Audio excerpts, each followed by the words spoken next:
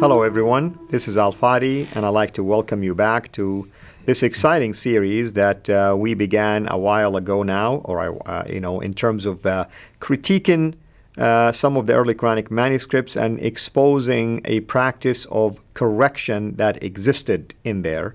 And the work we're doing is based on a book published by Dr. Brubaker, and the book is called 20 Examples of Correction in Early Quran Manuscripts. And with me here, as you notice, Dr. J. Smith, and he and I have been going through these manuscripts slide by slide, image by image, to point out this practice and some of the damage to the claim that the Quran is unchanged and it's perfectly preserved, and so on and so forth. Dr. J., I think you have at least two more examples to address in terms of this issue. Yeah, these are two that Dan has put into his book as addendums, so to speak, that go beyond the 20 that he exampled. And he wanted to put these two in because he felt is important that we show some of the corrections that are done concerning the coverings and the coverings overwritten, which, as far as I'm concerned, are some of the most damaging, because if you're going to tape over a letter or word or phrase, and then if you actually write over top of it another word or phrase, that's pretty much of an admission that this is human intervention. That's right. But more so than anything else, the only other thing that I could think of would be the erasers. Erasers are damaging enough. These are even more damaging because they're not even trying to hide the fact that they are correcting it. This is like what you do when you have a typewriter and you put whiteout. This is like Correct. a whiteout, but in this case it's with taping. They didn't have whiteout in the days they were doing this. So let's look at the first slide here. And here is from the Husseini manuscript in Cairo. So sometimes it's called the Cairo Musaf, other times it's called the Husseini, or the Cairene text is another word they use for it. Right. And it's Surah 2, ayah 191 to 93. So there are three different verses here. Daniel has found 8 different coverings. Now, these are not coverings that have writings over top of them. They're just coverings, and they've left them blank. So it seemed like a process that was cut short, maybe. Possibly. We don't even know if Daniel first thought that maybe these were just bad paper, and that's why they had to cover this to protect the paper. So he looked on the back side of it. He was actually there to see these firsthand, and there was no problem on the back side. There was no any idea that there were cracks or that there were scrapes or that there were holes that need to be covered up. Right. Nothing whatsoever. So these are intentional coverings. It looks like they're either changing, and they were planning to change and write something over top. But 8 of them in one page, it almost makes it difficult. We're not going to go through each one of them. It's not that important. You can see we've written up there what they are and what you can see of them. What I think much more damaging is the next one we're going to show. The next one, if you look here on the slide, this one is also from the Husseini manuscript. It is the Surah chapter 13, verse 11 to 12. Now, there are 3 distinct coverings here. You can see quite easily. You don't have to have a high definition to see this one. Right. And if you just, the first one's in the first line, the second one is down on the second to the bottom line, and the third one is on the bottom line itself. Now, Fadi, this is the first time you're seeing this, isn't it? That's true. So you, as just seeing it for the first time, what's your impression when you look at this? Well, I mean, the initial impression, even if I didn't see the tape itself, and maybe we can show the slide right now so I can explain why I was alarmed. I'm going to circle something right now. This word right here, I can tell right away the thickness of the pen is different. The style is slightly different. It's thicker, and also it's a different ink. It's darker, that means it's fresher. Yeah. And I can tell something is happening, Also, another thing that I notice, this is unusual elongation of the letter kaf, and, something that, you don't write it this way typically. Why would you do this? For instance, here is fi, which is a very small word. They could have put this right here. And even the one after, it's not like there was a long word that they could not really fit, and they tried to decorate it that way. Not at all. So I'm seeing and noticing things, and even this right here is another elongation that is unusual. So this is my first impression right here. So what you're saying is there in the second one, the middle one that you have circled in red, that one the entire line has a covering on it. And so that was that was a sentence, and a whole sentence has been covered over. And I'm going to clear these so I can show people the lines that you're referring to, by the way. So now they have replaced it with just letters. Exactly. Elongated it to make up more room in a completely different color, in a completely different nib, a completely different style. And here is like the edge of the covering here. And here is also the edge of the covering right here. You're putting it in blue there. And here is the edge in the covering right here. So you can certainly see the coverings. And you can certainly see that whole sentences have been censored, rewritten with just 2 or 3 words. Which we don't know really what was underneath it. And the fact that they elongated it, Jay, indicates to me that they're not rewriting the same thing. No. There was a couple of words that they covered, and now they were forced to fill the gap, basically. Oh, man. To me, that's probably one of the most damaging run right there. Absolutely, because Dan has hundreds of these. Because you're stuck with the space, right? When you're stuck with the space, you have to figure out a way to be creative now. What is interesting, what you now read there, though, even with elongation, now fits the 1924 Huff's text.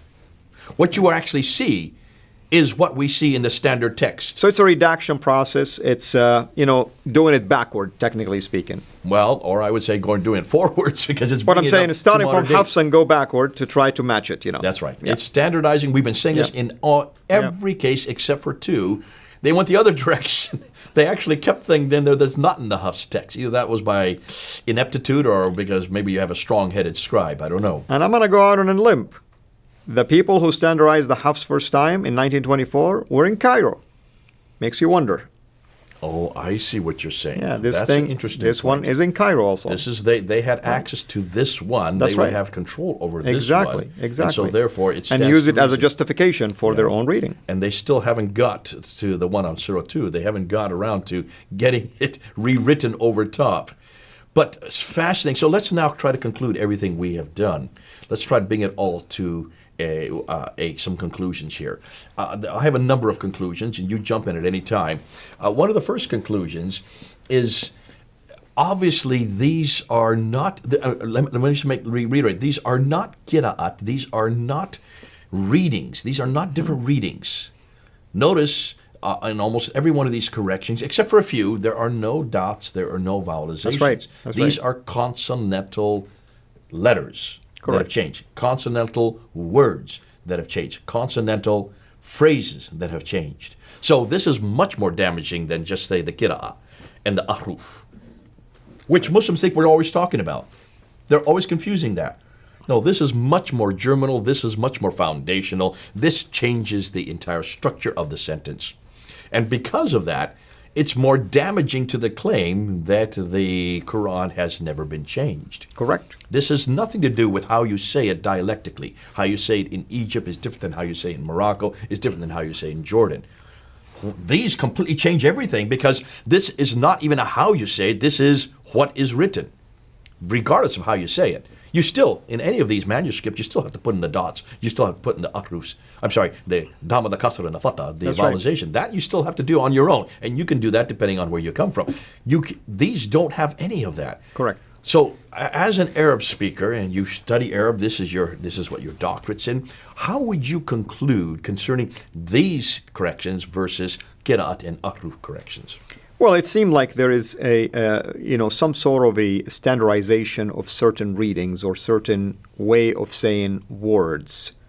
And that will indicate also somebody can make a case where was the region that this was done at, or which reading we're trying to match. We mentioned already that they're trying to match the Hafs reading.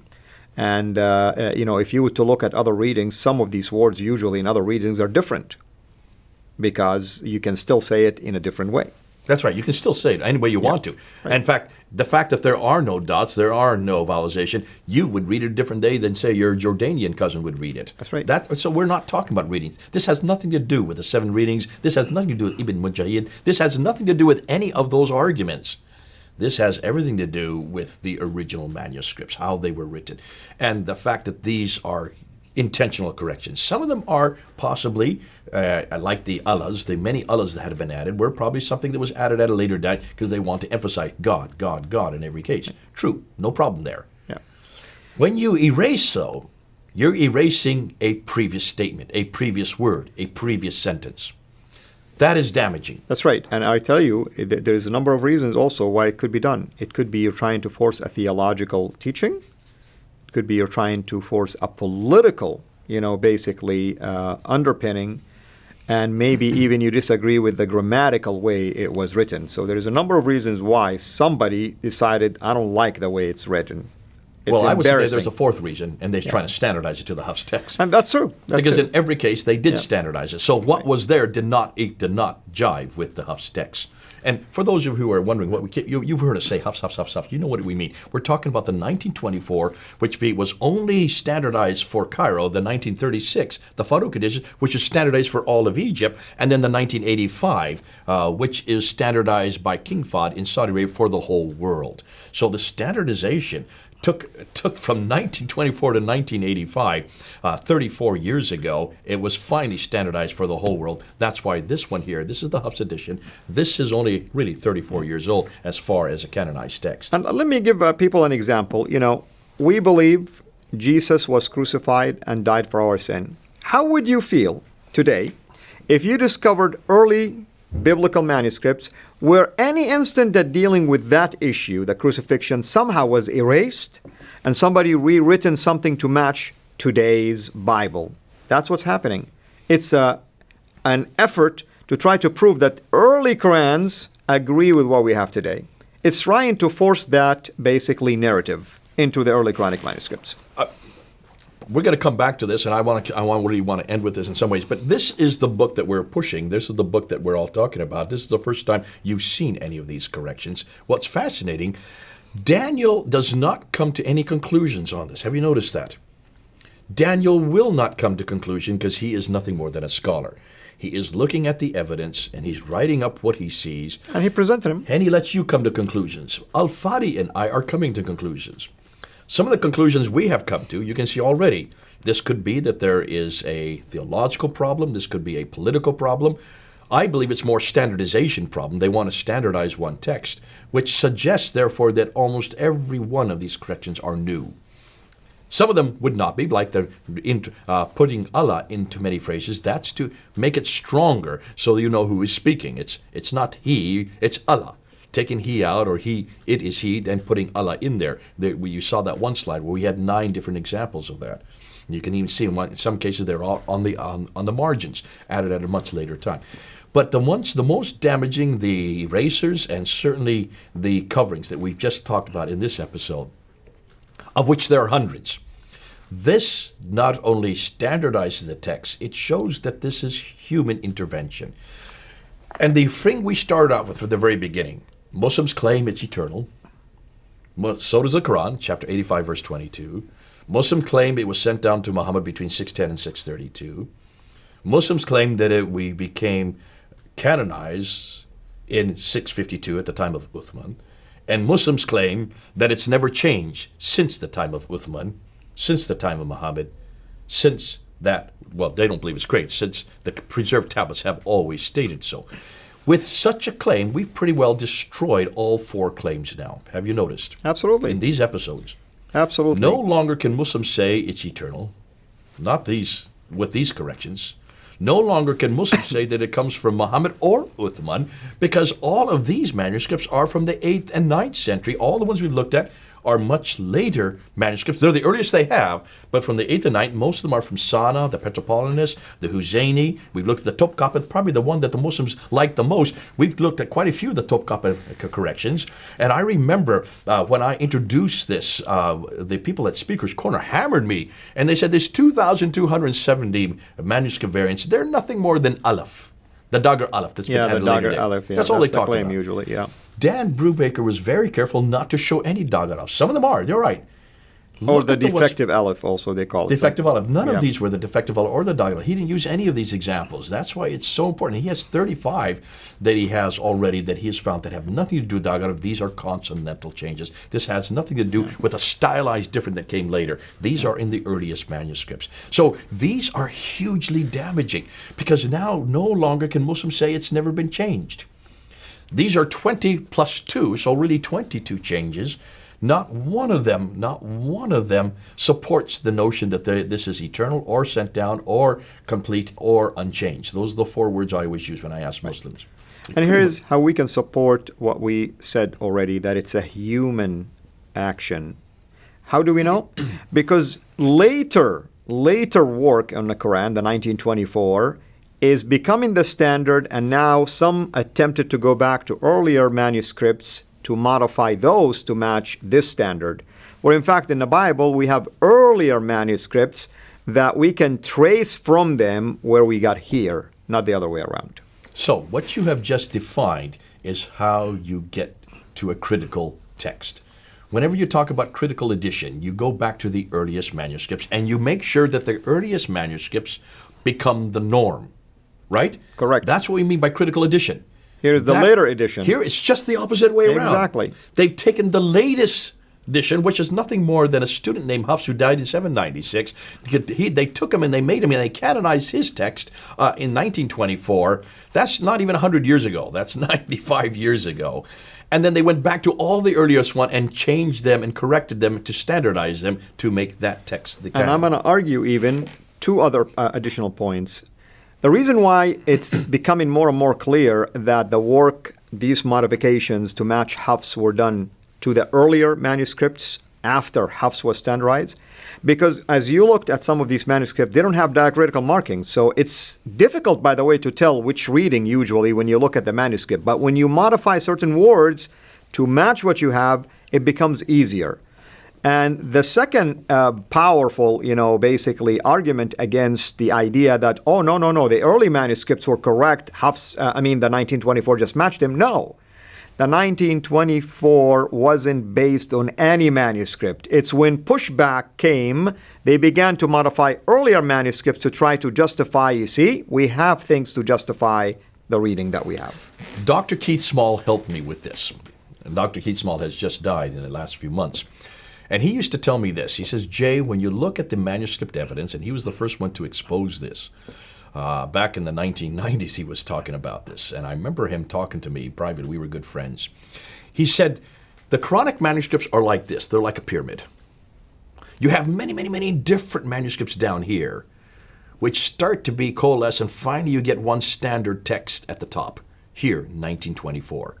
But all of these are disparate. They're many, and that's what we're finding now. That's why I'm so glad Dan Brubaker has done his work. He knew that, Keith knew that, but he didn't have the evidence for that. Dan Brubaker has given the evidence. The Bible, on the other hand, is just the opposite. Exactly. You have one text down here that we go down. That's the critical text. As they get older, or they get more and more proliferation, you get many different characters. That's why we know where all the corrections are. That's why, because we have 24,000 manuscripts we can look at. Right. That's right. The good 5,300 Greek manuscripts, 10,000 Latin Vulgates, and another 9,000 in other languages. So looking at all those 24,000 manuscripts, we know where all the corrections are, all the variants are. And we did bring them back down to that first one, the original one, the earliest. So we now know 99.9% what that original one is. And that's what we're using. We're using this one. Can you see? It's just the opposite of what Islam has done. Exactly. Islam needs to do the same. That has yet to be done. Well, Absolutely. We're going to help it. Listen, Amen. It's been fun talking about this. I hope this hasn't been too technical. Please comment on it. Please Same come here, brother. Get at the bottom of these videos. Go and tell us and come up with some type of response. Muslims, this is for you as well. But remember, don't make the claims for this book anymore. Don't start saying, please, not in our presence, say it's eternal or sent down by a man named Muhammad or even finalized by Uthman. And certainly don't say that it's not changed. It is full of changes. We've just given you 22 of them. And then remember, come on back to this book. Amen. This is the one that doesn't have these problems. Amen. It's the bigger, it's the better book for a good reason. We have already passed every test with this book. And we encourage you to not just trust in its historicity, but trust in what it has to say. Look and see how it talks about a God that loves you, a God who comes for you, a God who enters time and space and dies for you, a God who can save you. It's been great having these episodes with you. This is another series we've done that coalesces with the one we did last year. We'll do another one next year as well as new information comes to the fore. God bless you. It's been great to be with you.